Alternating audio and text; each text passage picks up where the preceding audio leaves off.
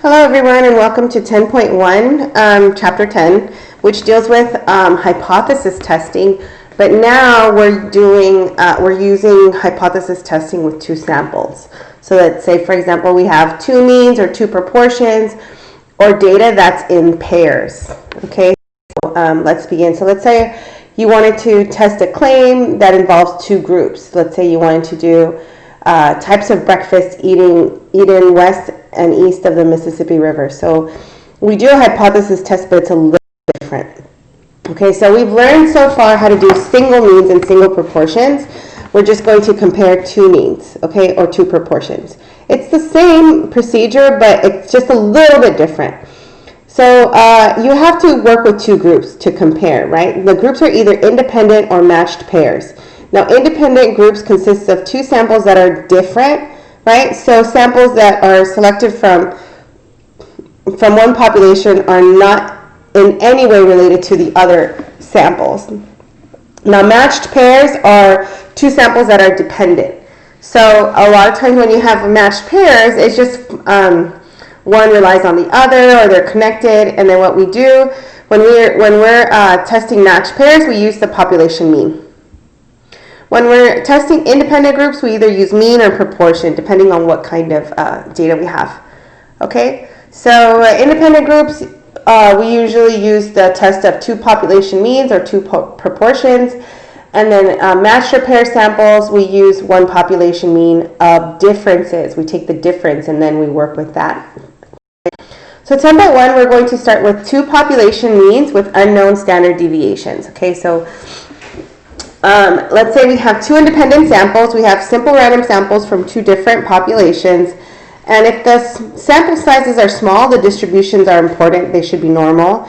And if the sample sizes are large, it doesn't necessarily have to be normal. So what the distribution is not important. Okay, so this is really common to compare two population means.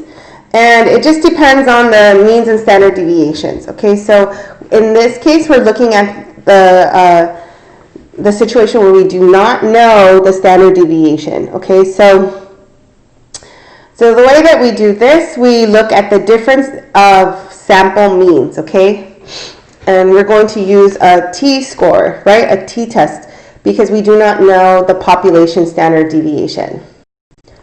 Okay, so if you want to do this by hand, the t-score is calculated by you take the sample means, take the difference, minus the population means, take the difference, and then all over the standard error, which is this crazy square root over sample deviation 1 squared over the n1 squared plus s2 squared over n2. I mean, not n1 is not squared. But we could figure this out by hand, right? And then the degrees of freedom is even more complicated, where you take this here, and then you multiply this by, it's just a lot of stuff, n minus 1, right, and 2 minus 1. So these are not pooled. Okay, so if it asks you to pool the variances, we say no, we do not. They're not together, okay? So the nice thing is that, let's do an example, okay? So the nice thing is we don't really have to calculate that t-score. We can use our calculator, and it helps us find every single possible thing that we need. So isn't that great? Okay, so let's do an example. We have here the average amount of time boys and girls aged 7 to 11 play spending sports each day is believed to be the same. So we do a study and data is collected, and each population has a normal distribution. So let's say we take 9 girls and they play an average of 2 hours a day, and their sample standard deviation is 0.866.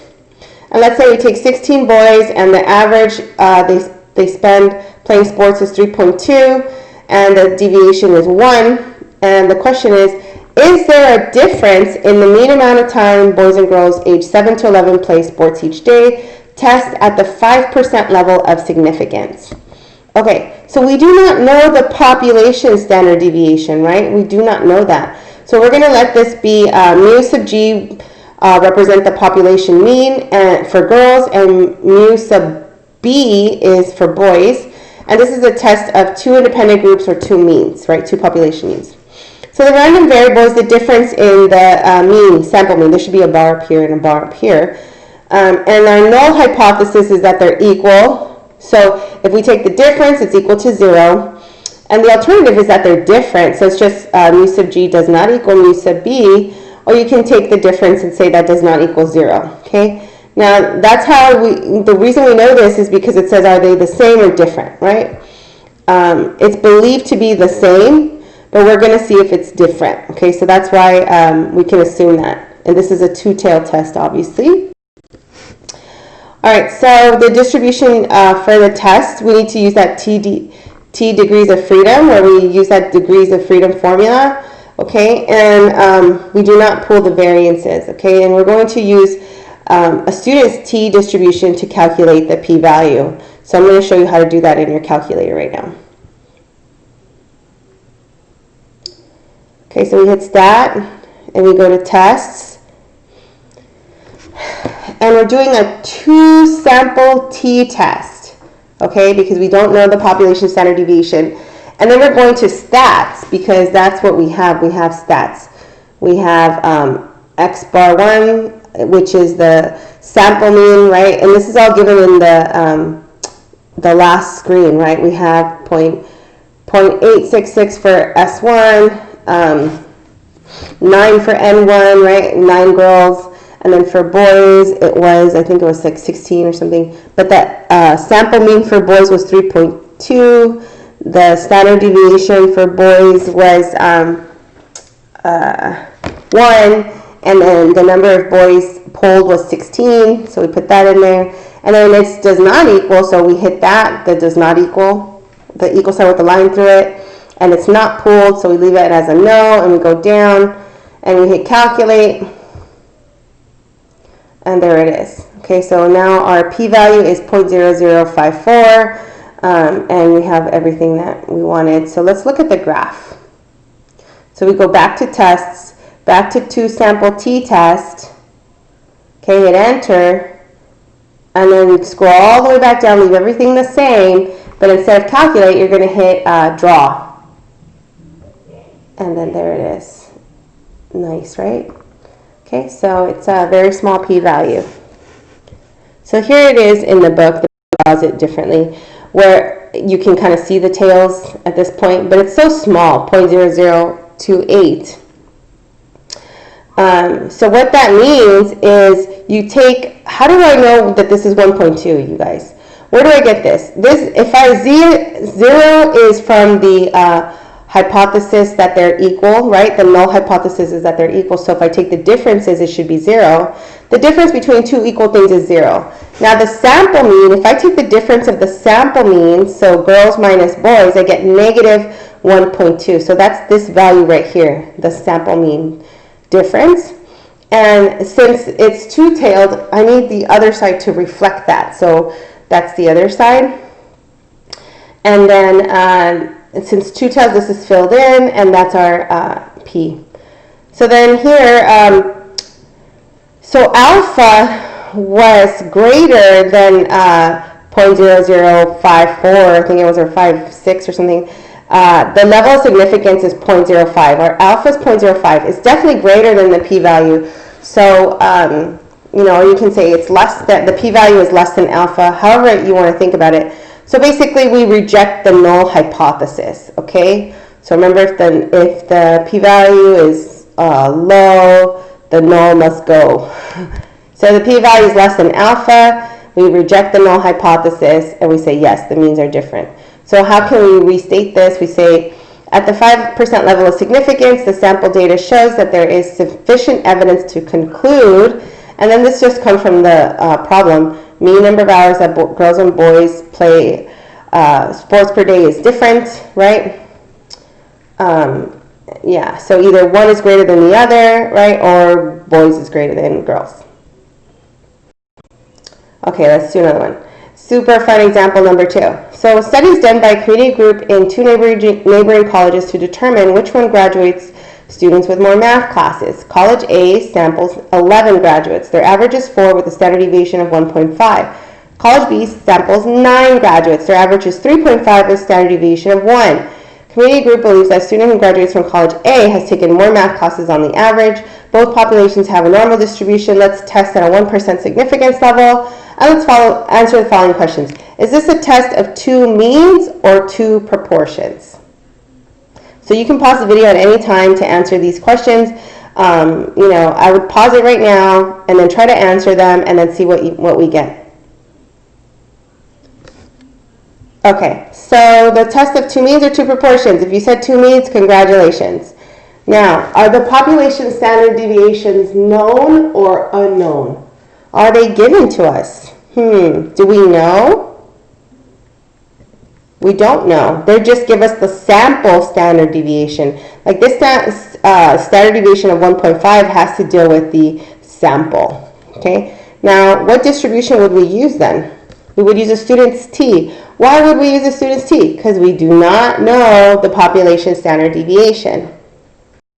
Okay, so let's continue. What's the random variable now? It's the difference in the sample means, right? Because we're talking about sample means, right? The average. So what do you think the null and the alternative hypotheses would be?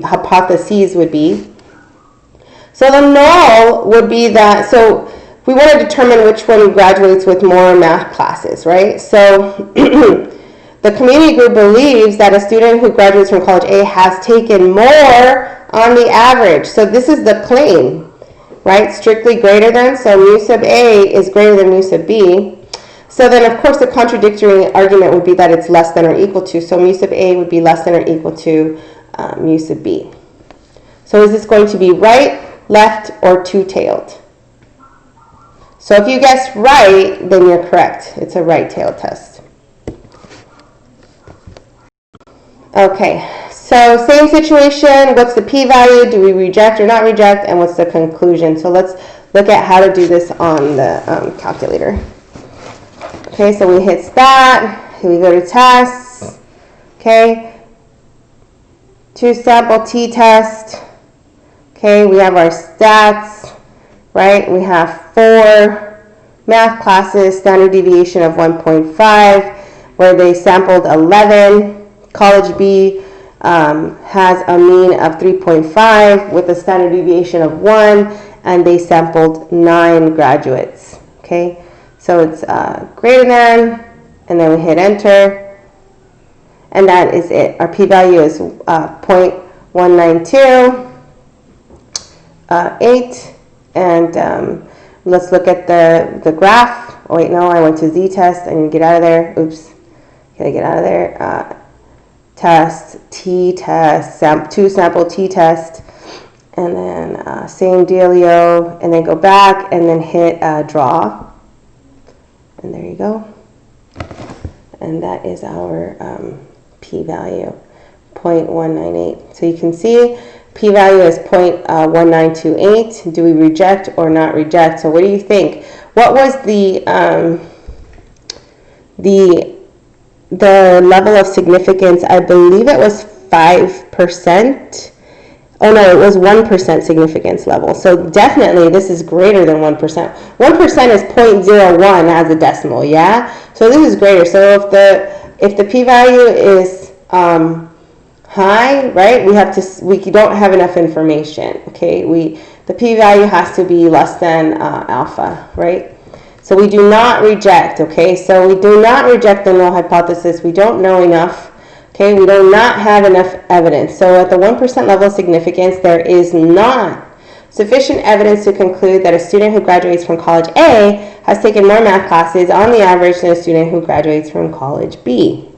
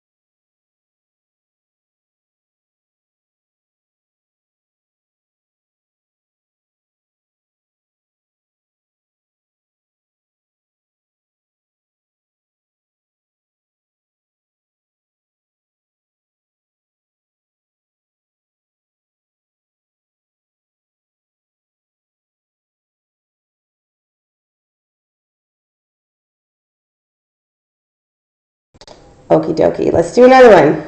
A professor at a large community college wants to determine whether there is a difference in the means of final exam scores between students who took his stats course online and the students who took his face-to-face stats class. Believe that the mean of the final exam scores for the online class would be lower than that of the face-to-face class. Now, was the professor correct? So let's, here are the randomly selected 30 final exam scores, okay? So we're going to test at a 5% significance level. So we're going to answer the following questions. Is it a test of two means or two proportions? So it would be two means, right? Are the population standard deviations known or unknown? So in this case, they are unknown. So what distribution would we use to perform the test? Students T. What's the random variable? And it's the difference between the means, right? And then what's the null and the alternative hypothesis? Let's write them in words and in symbols. So the null is a boring case, meaning that the means of the final exam scores are equal for both types of classes. And the alternative hypothesis would be that the online class mean is lower than the face-to-face class. That's pretty interesting. I mean, I think we're going to find out, right? This is the first fully online course, so I'm very excited to see how we do. All right, so let's go ahead and take the calculation here. So for this one, you're going to have to enter two lists, okay? So stat edit, here's all your L1. I did it earlier because I don't want to bore you with this. So then there's L2. So you can push pause and enter it. It's on the previous, like a few minutes ago. And then when you're done with that, you go to two sample t-test, because we have the two samples. And then you hit data, okay? It has to be data, not stats, because we have our L1 and our L2. We're entering data, okay? And then it has to be less than, and then you hit enter. Calculate, and there it is. P value is very small. What if we wanted to see the graph of this? So what would we do? We would hit stat, test, go back to two sample t-test, hit enter all the way down, and then instead of hitting calculate, you hit draw. And then hit enter there. There we go.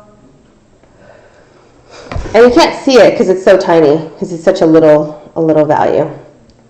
Okay, so this test right, left, or two-tailed, we basically just saw that. It's a left-tailed.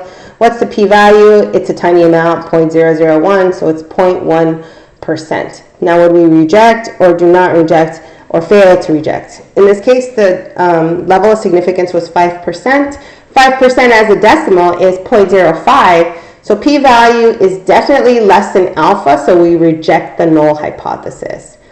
Okay, so we would rewrite this as the professor was correct. At the 5% level of significance from the sample data, there is sufficient evidence to conclude that the mean of the final exam scores for the online class is less than the mean of the final scores of the face-to-face class. So that is that. And then your super fun homework is 1 through 29 odd. And that is it for 10.1. I will see you guys on the next video.